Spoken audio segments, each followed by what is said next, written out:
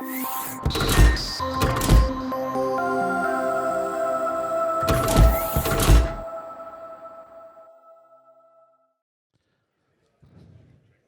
morning, ladies and gentlemen. So welcome to the Finished Vehicle Logistics Think Tanks. Before we start them, just a couple of things. You've got the evaluation forms in front of you. So we take the evaluation or your opinions and comments very seriously. So if you're leaving early or if you're leaving after the think tanks, then please complete the evaluation forms. They're really important to us and help us to develop your conference. But having said that, you'd be crazy if you leave early, because in the afternoon we've got a fantastic final session with General Motors, Fiat Chrysler, Glovis and Subaru. So make sure you stay for that. And after that, there's an asset and equipment showcase and a few final drinks just outside where you can see some of the trucks and trailers and covered cars and so on. So don't plan on leaving early anyway.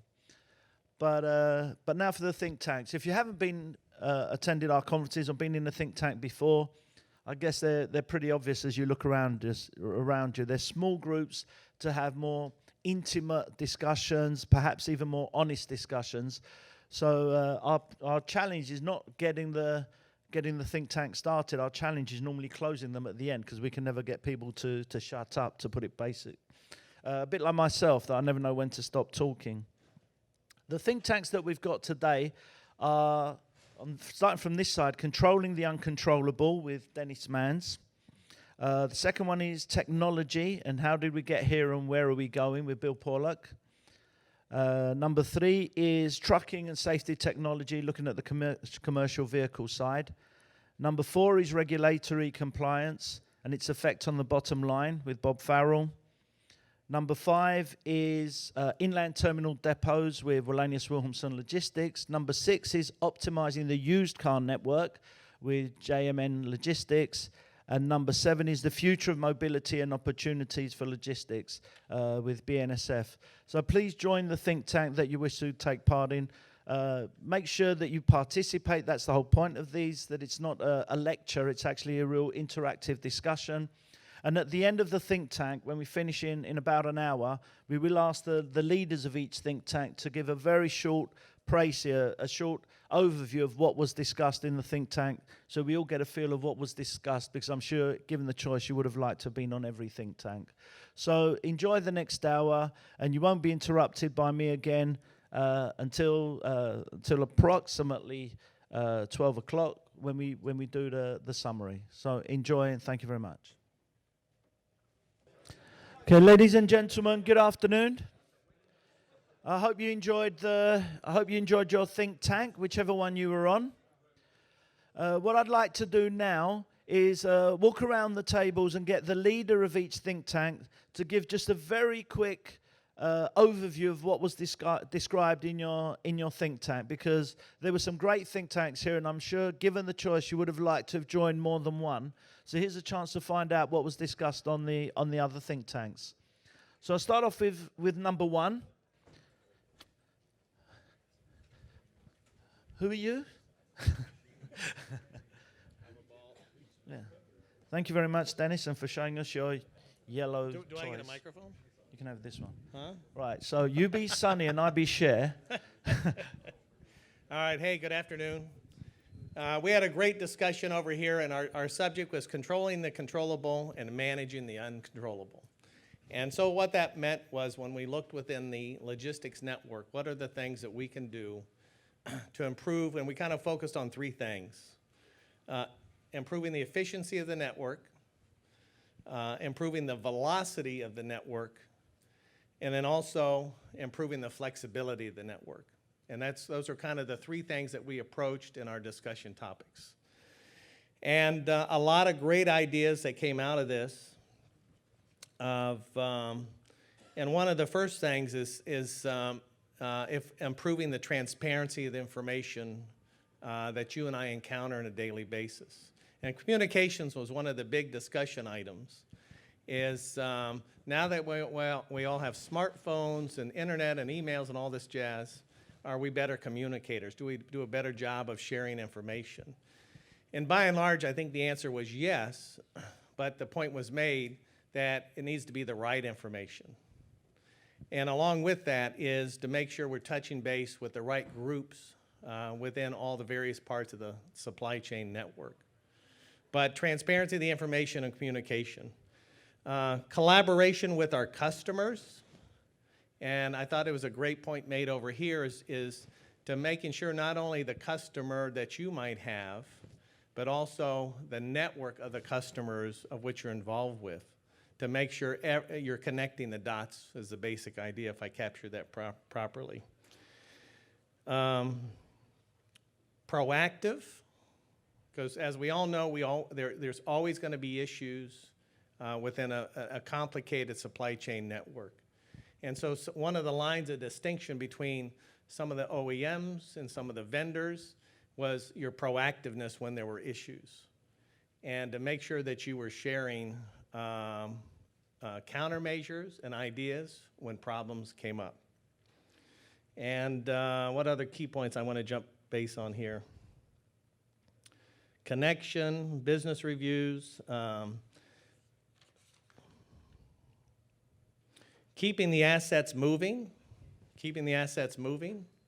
and whether it's the haul-away guys or on the rail side, one of the things that you can control, because there's only X amount of pieces of equipment in the network, was one of the ideas is rail car repair with mobile sites. So instead of having cars bad ordered and going off the grid or off the network, keeping those within your facilities, getting the repair done, and keeping those assets moving would make for a better overall network. All right? Those are just some of the big points. Thank you. Thank you very much, Dennis. Sounds like a great discussion there. I'd also like to take this opportunity to thank Dennis. We've been very fortunate at how the Finished Vehicle Logistics Conference has developed over the years. But at the beginning, when we were first starting and needed support and ideas and connections, Dennis was right behind us and really gave us a lot of help and support to help develop what we've got here today. So if anyone's really hasn't enjoyed themselves and doesn't like our conference, it's Dennis's fault. So over to this panel, and was Bill the leader on this? So Bill, if you can give us a quick overview on technology. Thanks, Louis. Technology, how did we get here and where are we going? We had 20 people in our group. It was an active discussion. We had some software companies represented here, OEMs, logistics companies, and transport company. And so the topic of discussion was trackability of vehicles. What can we do to improve it? So the general consensus is that there's a lot of technology out there, and it's very fragmented. And if there was a standard that could be created, then we could all start going in the right direction. So marrying up all these various systems, everybody has their own purpose for their system, and nobody's identified that common standard yet. So that's when Bill Kerrigan jumped in our crew here and said, go to AIAG and create that standard. Go to them, identify what all of your needs are for each specific industry sector, and just like ePod was developed. So ePod has been standardized by AIAG, and so apparently that seems to be working better. So now if we can take it to the next level, AIAG is a good starting point. Let's see, what else did we talk about? Did I miss any points here, guys? One other topic that did come up, which wasn't entirely technology related, but Mexico border crossing, how do we make it more seamless? So maybe through technology that could happen. So we had a brief discussion about that and concluded that we don't have an answer for that yet. That summarizes it. Thank you. Thank you very much, Bill. But the point is to have the discussion. As we said, you won't necessarily come up with the solutions, but at least you have the opportunity to have the discussion. So over to trucking safety technology. Thank you. Thank you. We wanted to talk about safety and what's out there today and usage advantages. We were lucky enough to get Bendix to come in and co-host, preferred vendor for majority of the manufacturers. What we see today is all the safety technology that's out there, all of it except for the stuff that's standard with the OEMs, airbags, et cetera, is an option, and there's a cost factor to it. So what we did note is that we have several fleets that actually purchase and install their own devices because there's so many options out there. So we were just talking about the value. How do you amortize that? And we believe that what you're seeing today is going to be mandated down the road. It's just going to happen. Stopping distances are going to get tighter. Disc brakes are just going to be a standard for everybody someday. So that's kind of what we discussed, is what we see today and where we're going to be in 5 years. Majority of the stuff is just going to be standard on trucks because the government's just going to mandate it. So that's where we're at. And I want to thank Bendix again for taking the time to come in and be part of this. Thank you very much. Regulations, regulatory compliance. Bob, thank you. Thank you, Louis. We had a nice discussion on a lot of things that affect the bottom line of carriers that are imposed by the federal government or even state regulations. A lot of state regulations, such as CARB here in California, have negative effects on the bottom line. EPA regulations on engines and the particulate matter. Also EPA regulations on the low sulfur fuels that the steamships have to use and the costs associated with that. We talked about the independent contractor issue with owner-operators. In addition to touching upon the CARB costs, the CSA costs, which are always ongoing. We briefly touched upon some of the items that Mark Anderson discussed yesterday in his presentation. And that's about it, Louis. We had a great discussion. Thank you very much, Bob. Inland terminal depots. Kraig. Okay, well, Louis, I'm glad it was only a discussion because we came to no conclusion. And so I'm Kraig Jondle with Wallenius Wilhelmsen. So we talked about inland depots, the terminal depots, which could mean anything in between 10 miles away from a port for either storage or processing, and then distributing from there. 10 miles from the port, for example, BMW or Mercedes-Benz does this today in Long Beach. They make it work, but they also make it work. They consolidated other businesses into one big roof under an old Boeing facility at the port of at the airport in Long Beach. Other depots we talked about could be 100 miles away or 400 miles away. But ultimately, we came to no agreement or conclusion that other than they would be good, but we need someone like a Bill Gates or somebody who needs a hobby to invest in and hope that they would come. So ultimately, one of the factors were that the unpredictability and the future trends of volumes in the supply chain makes it very difficult for people to invest in inland depots, at least 100 miles or more from the port that we talked about. The cost of the investment is high. We talked about that it's good for some OEMs, but not for others. Glenn used a great examples for Hyundai and Kia, but maybe they wouldn't apply to necessarily Toyota or Honda. So it's good for some. There's also an FTZ requirement regarding taxes and savings and the amount due if it's not FTZ, if it is inland, say 100 miles or so. And then again, others are looking for 10-year investment commitments, whereas most OEMs will give a 2-year commitment. So a lot of challenges to the inland depots, but you know, it's pointed out by Bill from Trans Development is that it has been done before. In fact, Hyundai and Kia and Glenn have done it before at Alliance. UP in Chicago has done it. So it can be done, but ultimately, at this point right now, lots of capital investment and different supply chains, unpredictability. Thanks. It seems you discussed quite a lot there, so thank you very much, Kraig. And now, optimizing the network for people who can't afford new cars.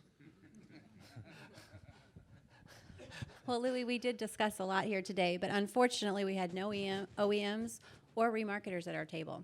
But it did solidify the fact that us as transporters and port managers would like to find a very good solution to this. It's all going to come down to communication, sharing data, and a lot of integration that has not been developed as yet. Thank you for the opportunity. Yeah. Thank you very much, Alicia. And last and least. Yeah.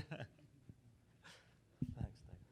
All right, what we focused on was the impact of driverless technology and on not only transportation, but the world in general. And what we kind of all agreed on that, number one, it's going to happen faster than we probably expect. And it's going to be quite disruptive across several different industries. We talked about incremental steps. For example, you could have a situation where HOV lanes accommodate driverless technology, and instead of just having two people, if you've got a driverless car, you're allowed to use that lane. Things like rideshare technology that obviously is growing significantly, but things, if it's a driverless car, now all of a sudden you have mobility benefits for elderly who may not be able to drive today. You also have it for the youngsters who need to get places that can't get there today. Driverless technology may help you get there. Might even help raise your kids in that case. You know, one thought that came up was, do you actually even need a car? Do you need to own a car? Because the ride-sharing service, you could just call it when you need it, and when you don't need it, you don't have to accommodate, you don't have to pay for it, you don't have to use it. And then we did transition a little bit to talk about logistics. You know, when we look at a driverless car, it could load and unload itself off of a boat, off of a rail car. You know, there's challenges there. There's maybe some regulatory issues, but there's also some business issues with unions as well. But definitely that's a opportunity for efficiency on both sides. From our side at a railroad, we generally load or unload at night or during the daytime. So 12 hours a day, we don't load or unload our rail cars. So if you don't have a driver in there, it's a real opportunity to increase the efficiency of the entire fleet, make cars more available. When we look at our design of our rail yards today, we build these large facilities. One serves Los Angeles, one serves San Francisco. You may go to multiple facilities that load and unload themselves that are in close proximity to dealers, so that therefore the car could actually deliver itself to the dealer. You know, you don't want to do that with hundreds of miles, but if it was 5 miles away, you might certainly consider it. So there's quite a bit of evolution here, and I think it's going to be incredible to see how the changes are over the next 15, 20 years. Thank you very much. Thank you very much. I think one of the things that occurred to me last night after the gala dinner and looking around the bar, autonomous driving might be really useful for people in the finished vehicle logistics industry because of the amount of drinking you guys do. But I hope you enjoyed the think tanks. It seemed that there were some great and fruitful discussions. I hope it's helped you develop your contacts, and that you've met some new people and heard some new things and learned a little bit more about your specific sector. Before we break off for lunch, I just want to remind you about the evaluation forms. Those really are important to us, so please complete them.